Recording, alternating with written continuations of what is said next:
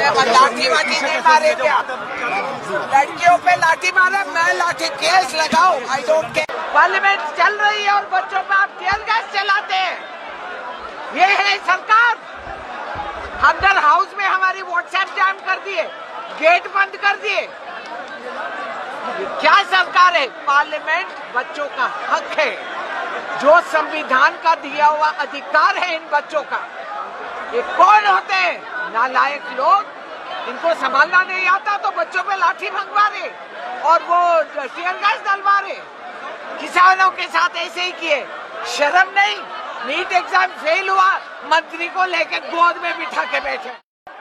Cockroach Janata party సోమవారం parliament మార్చుకు పిలుపునివ్వడంతో మద్దతుదారులు parliament పరిసర ప్రాంతాల్లోకి చేరుకున్నారు. దీంతో పోలీసులు కొన్ని చోట్ల లాఠీచార్జ్ చేశారు, టియర్ గ్యాస్ ప్రయోగించారు. నిరసనకారులకు మద్దతుగా కాంగ్రెస్ ఎంపీ రేణుకా చౌదరి ఇలా స్పందించారు. लड़कियों पे लाठी मारे, मैं लाठी केस लगाऊं? I don't care.